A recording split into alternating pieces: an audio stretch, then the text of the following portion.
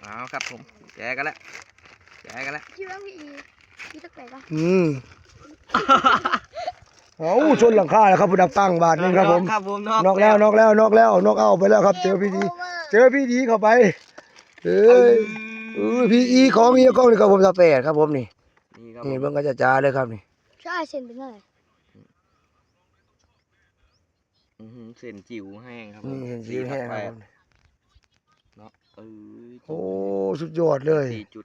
โอ้นี่เด้นี่ตามันตาของ แบนเพิ่น แมนนี่ครับผมสายไม้แกะของอลีเด้สายกลมย่างดีครับผม สายกลมยางดีเลย แต่ว่าสายนิด เบิ่งในของแท้น่ะนี่ก็สร้างไปเรียบร้อยครับผมนี่อันนี้ก็สร้างเรียบร้อยแล้วเหลือแต่อันนี้บ้านสร้างนี่ แมน อันนี้สร้างแล้วเพิ่นถูกใจน้ำลุงโลดตีสับยำสายมักยำแน่นอนเลยนี่สายมักยำน้อยๆครับผมน้อยแต่ว่าความเหนียวความทนพี่น้องเอ้ย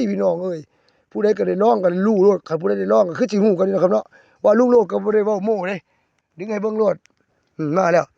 นี่ในนี่ก็มีชะโดอยู่นี่